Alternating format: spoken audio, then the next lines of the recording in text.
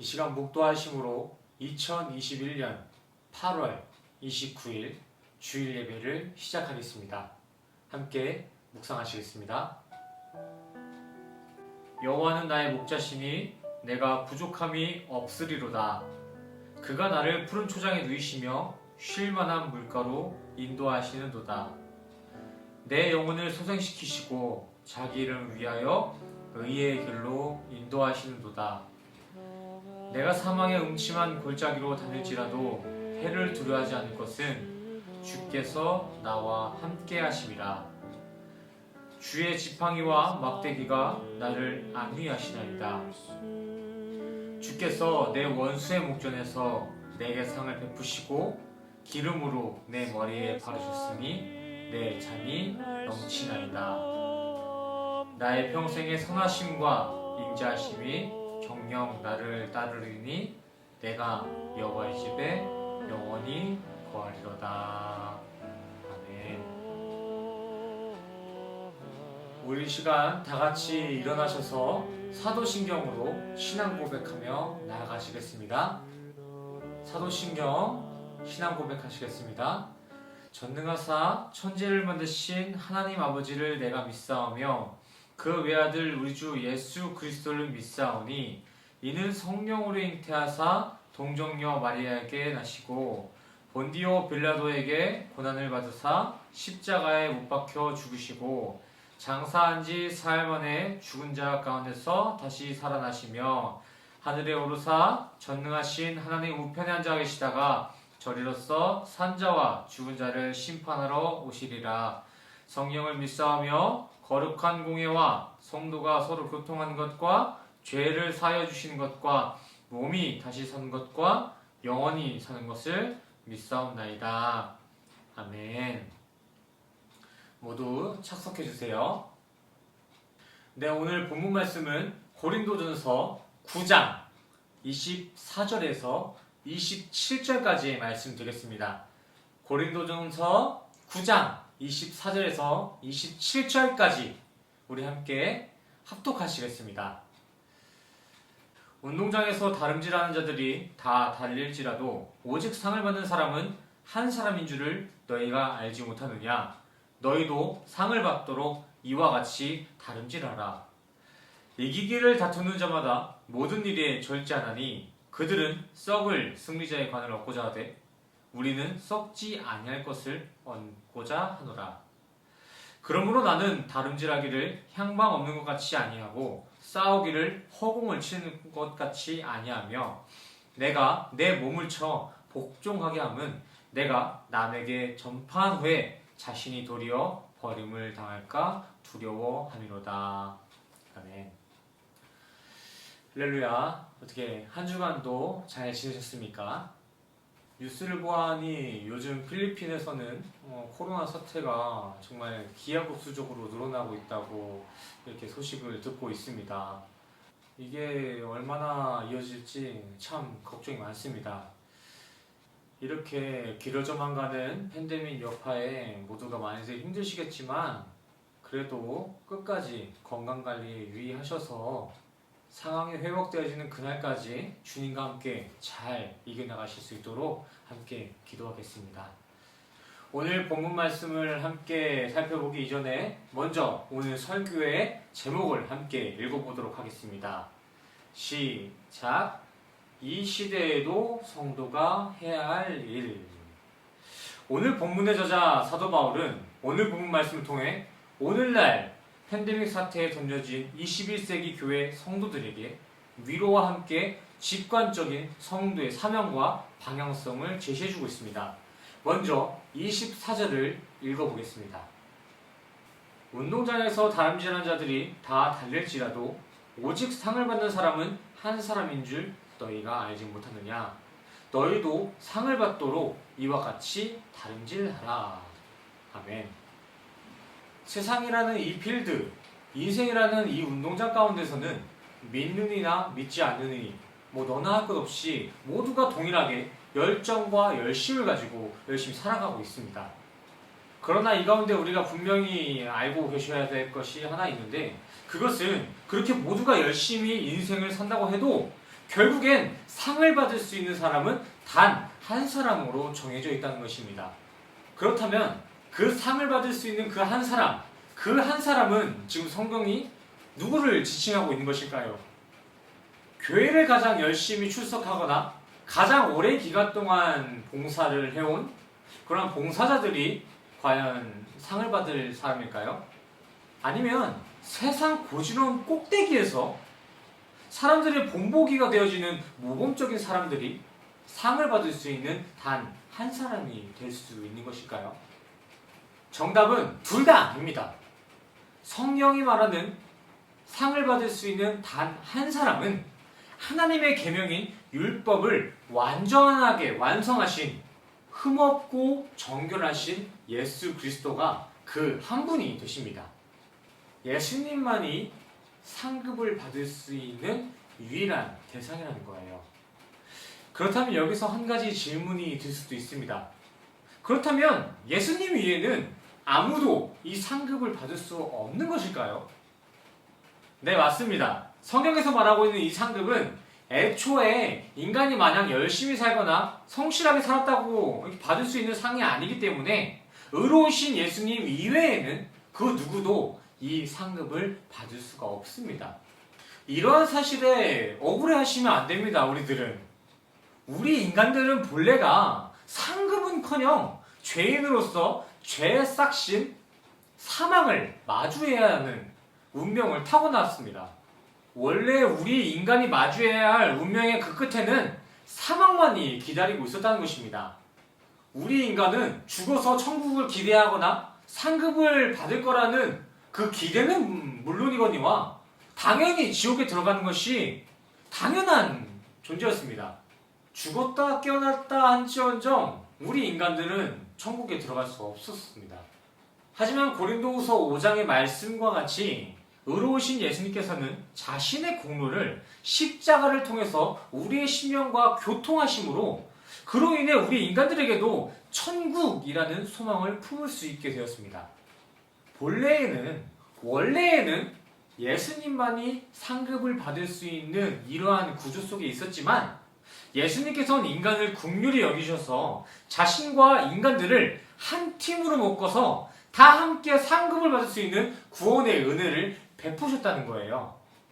그래서 예수님의 손만 붙잡는다면은 우리도 천국을 소망할 수 있다. 우리도 천국을 갈 수 있다. 이렇게 담대히 선포할 수 있는 것입니다.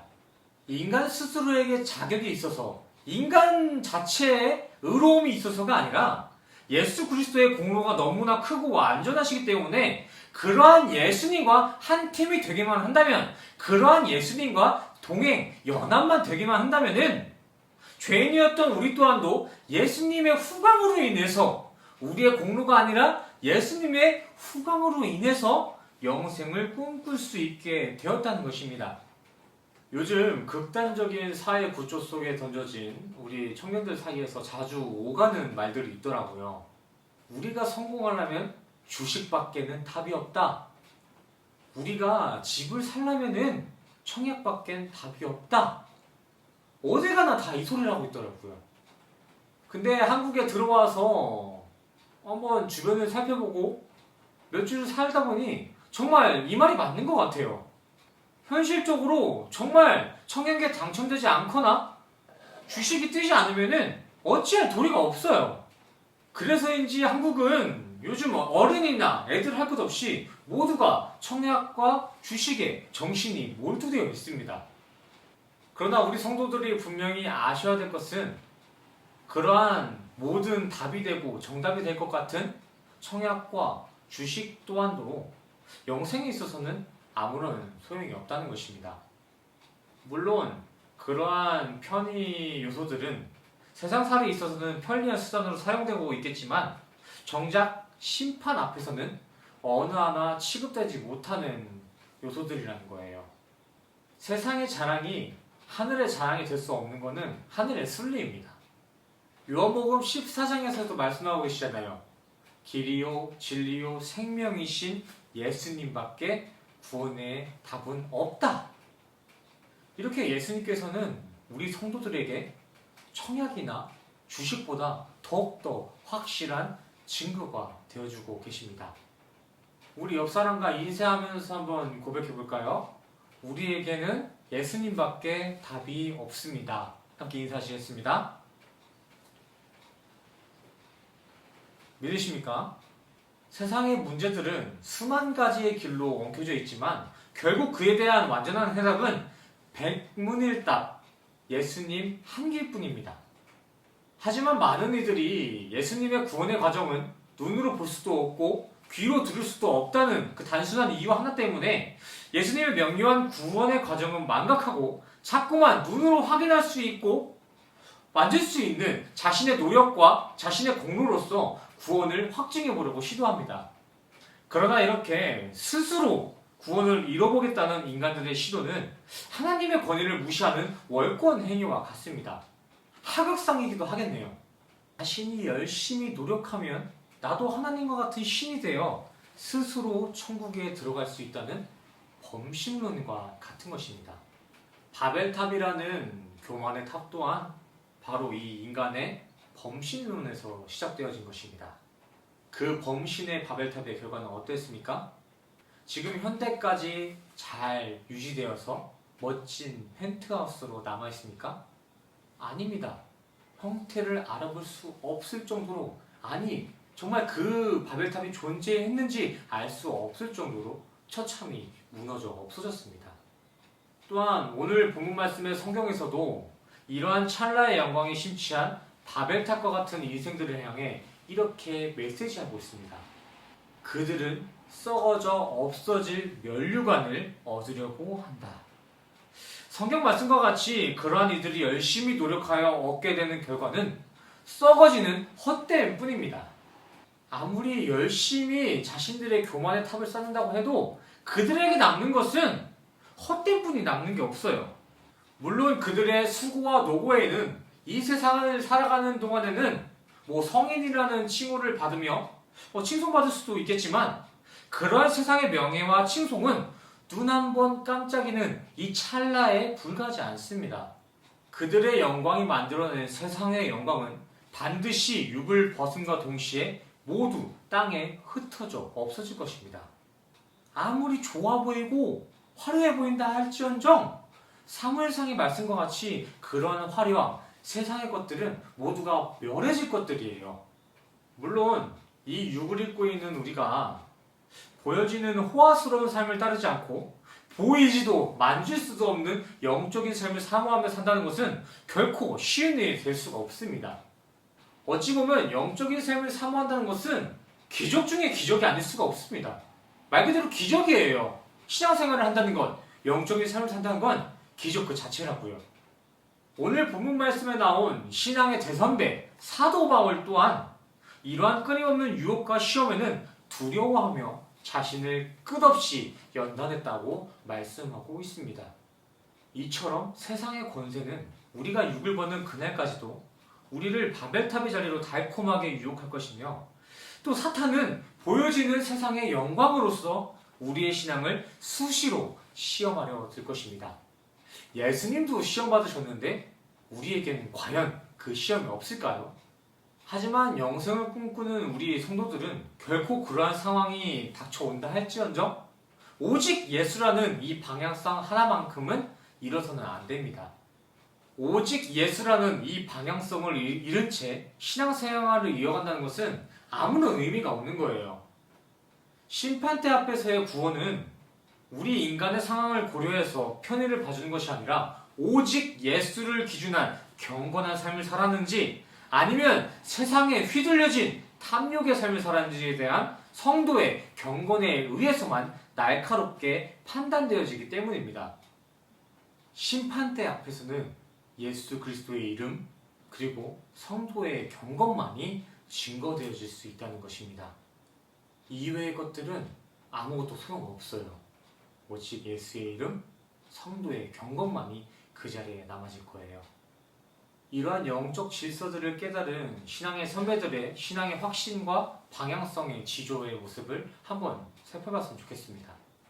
먼저 호세아 선지자의 사역을 회상해 보겠습니다. 호세아서에 하나님께서는 회개하지 아니하는 백성들을 향해 멸망의 심판을 예고하셨습니다. 최대의 황금기를 누리던 한 나라가 그 한 나라 자체가 하루아침에 잿더미가 되어질 극박한 상황에 임한 배경입니다. 하지만 이에 있어 호세아 선지자는 한 민족의 멸망의 끝자락에서도 다른 대책을 제시하지 않고 오직 여호와를 알라, 힘써 알라는 변함없는 진리만을 반복하여 선포하셨습니다.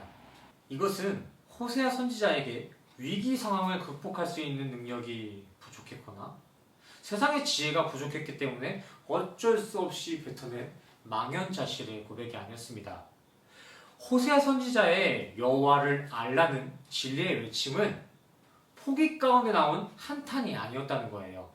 호세아 선지자에게 대처 능력이 없거나 무지했던 것이 아니라 되려 이스라엘의 멸망 원인과 그들에게 진정 필요한 해결책은 오직 여호와께 달려있음을 누구보다 잘 알고 있었고 그것에 대한 확신이 있었기 때문에 극박한 멸망의 상황 가운데서도 오직 주를 알라는 진리만을 외칠 수밖에 없었던 것입니다. 이스라엘의 멸망의 근본적인 원인을 알고 그의 확실한 해결책을 알았던 호세아였기 때문에 그에 상응하는 그 해결책인 여호와를 알라는 그 진리의 선포밖에 할 수 없었던 것이 호세아의 입장이었다는 것입니다. 결국 이러한 호세아 선지자의 간절한 호소는 결과론적으로도 하나님의 진노를 피할 수 있게 되었습니다. 호세아의 끝없는 진리의 외침이 북이스라엘의 멸망을 피하게 했다는 것입니다. 이와 마찬가지로 현재 코로나로 한 나라가 무너지기도 하고 지구촌 전체가 흔들리고 있는 상황이긴 하지만 이 가운데에서도 우리 성도가 해야 할 일은 백신을 기대하고 방역을 철저하게 앞서 먼저 호세아 선지자의 고백과 같이 예수님을 알기에 전심을 다하셔야 될 줄 믿습니다. 현실적으로도 코로나의 유일한 희망이었던 백신들은 변종되어가는 새로운 바이러스를 따라가지 못하고 있고 방역 시스템들 또한도 변종된 바이러스를 완전하게 방어하고 있지는 않습니다.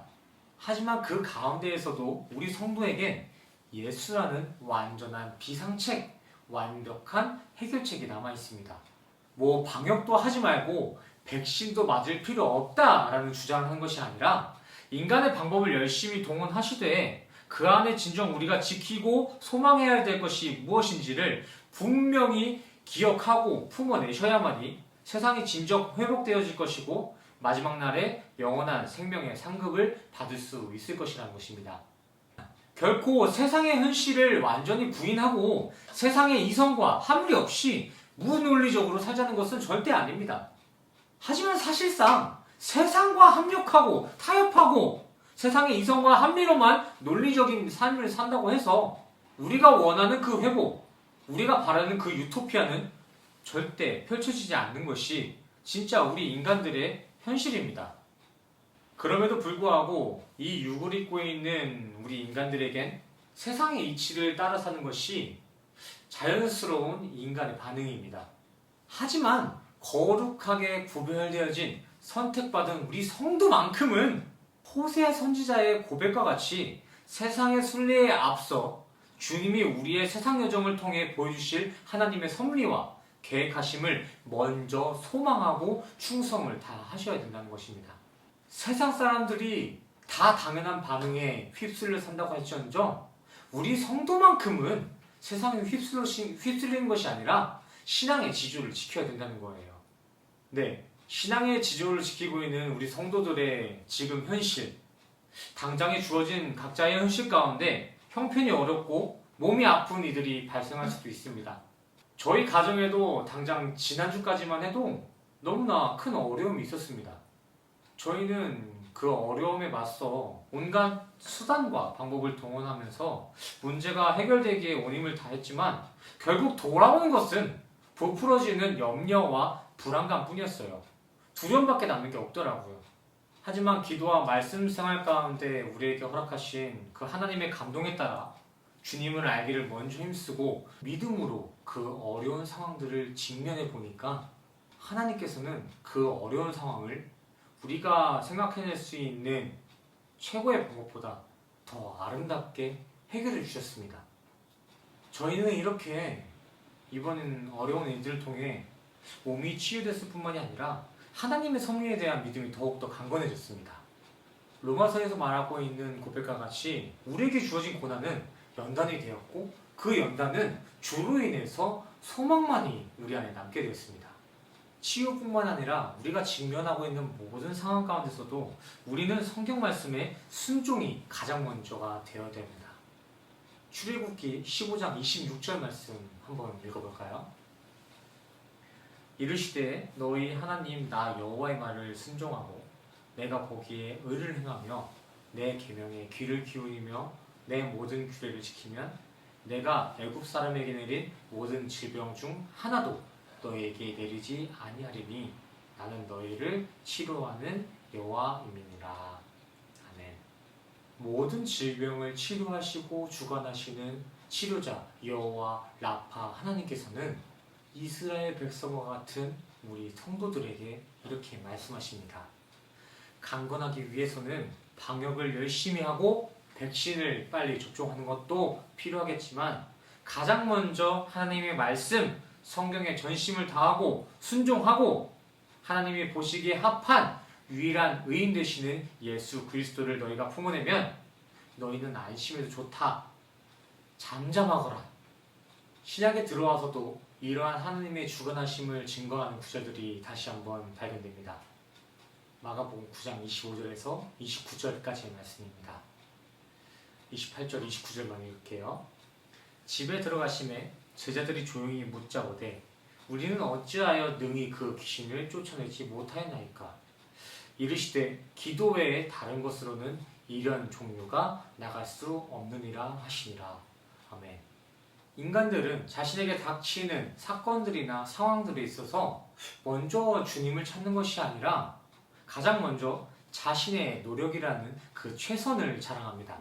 인간에게 이러한 모습이 나타나는 것은 선악과를 취한 우리 인간의 피 속에는 어떠한 상황이든 내가 정말 전심으로 노력한다면 모든 일을 다 해결할 수 있다는 교만의 DNA가 심겨져 있기 때문입니다.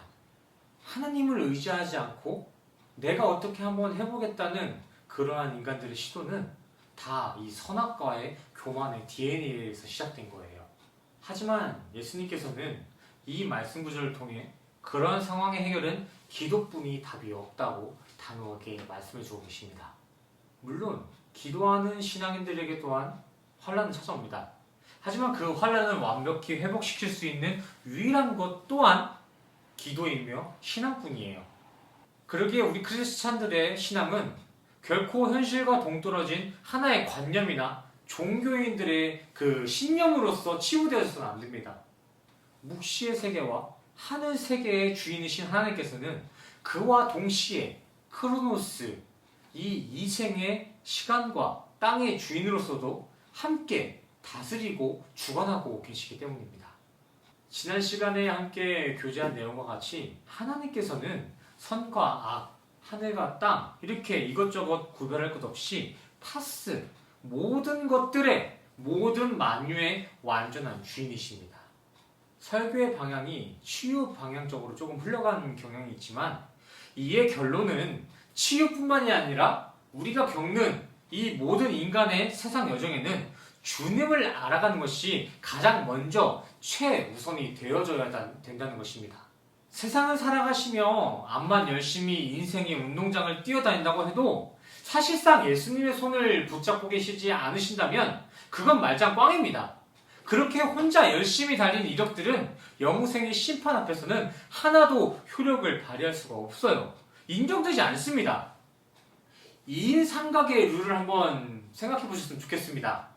2인 삼각에서는 두 사람의 다리가 꼭 묶인 채로 둘이 동시에 그 결승선에 들어가야만이 그것이 완주된 것이지, 묶여진 그 끈이 불편하다고 그 끈을 풀어버리고 혼자서 결승선에 1등으로 들어갔다 한들 과연 그 사람이 상을 받을 수 있는 사람일까요? 그 끈이 풀려 있으면은 그 사람이 1등을 하건 뭐 그 사람이 세계 신기록을 세우든 간에 그 사람의 결과는 실격입니다. 실격.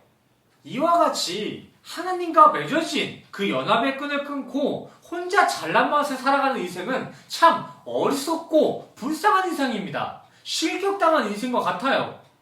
하지만 우리 현대인 대다수가 지금 그렇게 살고 있는 것 같습니다.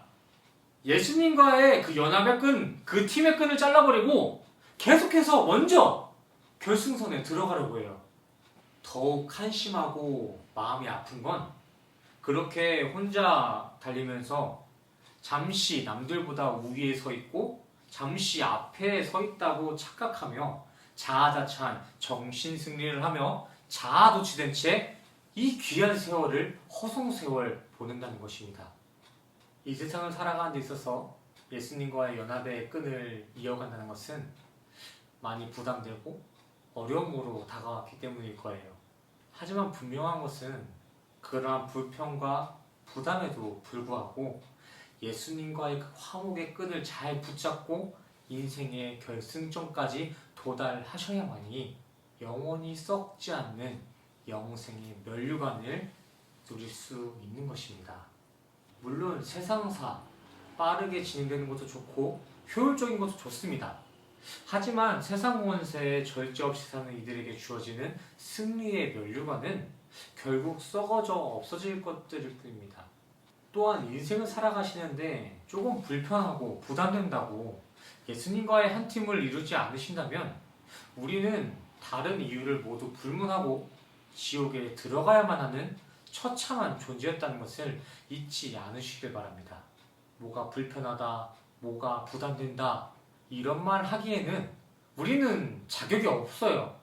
사랑하는 우리 새벽교회 성도님들, 부디 예수님과 연결된 화목의 끈을 꽉 쪼매시길 바랍니다. 불편하고 부담스러워도 제발 좀 부디 꽉 쪼매셨으면 좋겠어요. 불편해도 인내하고 꽉 매세요. 그리고 그 연합의 끈이 묶여져 있다면 이제는 내가 가고 싶은 대로가 아니라 하나로 묶여진 예수님의 리드의 끈, 예수님의 인도하심에 따라 살아가시는 인생이 되시길 바랍니다. 때로는 이 연합의 끈이 조금 느리고 버겁게 느껴질 수도 있겠지만 결국은 그 불편한 예수님의 리드에 따라가는 이들만이 마지막에 웃을 수 있는 것입니다.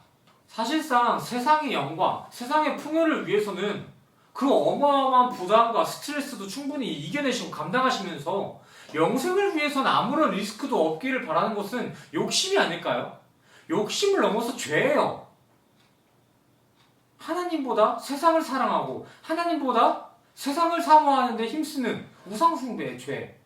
당연히 우리의 신앙생활 가운데에는 반드시 크고 작은 리스크가 있을 수밖에 없습니다. 하지만 그 가운데에서도 주님의 이름으로 인내하고 연단하는 것이 바로 이 시대에도 우리 성도가 해야 할 사명이며 또한 이러한 인내와 연단은 결코 헛되지 않을 것입니다.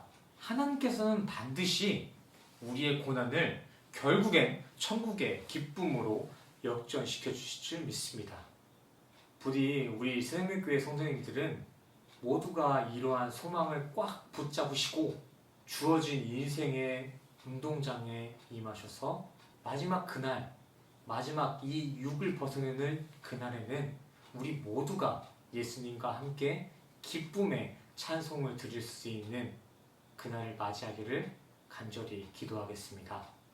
우리 마지막으로 옆 사람과 인사하고 오늘 설교를 마무리하겠습니다. 인사하시겠습니다. 끈 꽉 쪼매시길 바랍니다. 아멘. 기도하시겠습니다.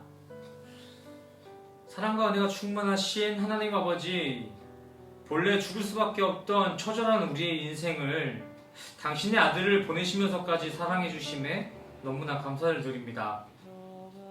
우리가 살아가는 삶 가운데 나타나는 모든 유혹과 시험에 흔들리지 않고 오직 우리에게 허락하신 그리스도의 사랑만 붙잡고 평생을 살아갈 수 있도록 도우시고 인도하여 주시옵소서. 같은 인생을 같은 열심으로 임한다 하여도 주님과 동행하느냐 안 하느냐에 따라 판단되어지는 하늘의 상급은 천지 차이인 줄 믿습니다. 신앙생활에 부담과 어려움이 동반되더라도 구원의 유일한 길은 오직 예수 그리스도임을 기억하며 주님의 지혜로만 주어진 삶을 이겨내며 경건하게 살아갈 수 있도록 우리의 삶을 주관하여 주시옵소서. 더하여 이 시간 주님이 주시는 감동과 은혜에 감사하는 마음이 있어 물질로나마 주님 앞에 봉헌하는 이들과 헌신하는 이들이 있습니다.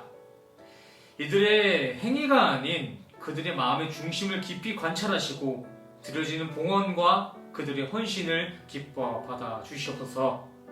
주어진 말씀의 감동을 가지고 한 주간을 다시 살아갑니다. 세상의 풍요가 아닌 오직 하늘의 영생만을 꿈꾸며 살아가는 우리 성도들이 될 수 있도록 주님 도우시고 인도하여 주시옵소서. 우리의 기도를 들으시고 응답하실 주님의 은혜에 감사드리며 예수 그리스도의 이름으로 간절히 기도드렸습니다. 아멘. 우리 이 시간 다 같이 가슴에 손을 얹고 함께 축도하시겠습니다. 축도하시겠습니다. 지금 우리 주 예수 그리스도의 은혜와 십자가에서 완성하신 주님의 사랑과 주님의 상급이 지금 이 자리에 모이신 교회된 우리 성도님들의 머리머리 위에 지금으로부터 영원까지 함께 하시기를 간절히 축원합나이다.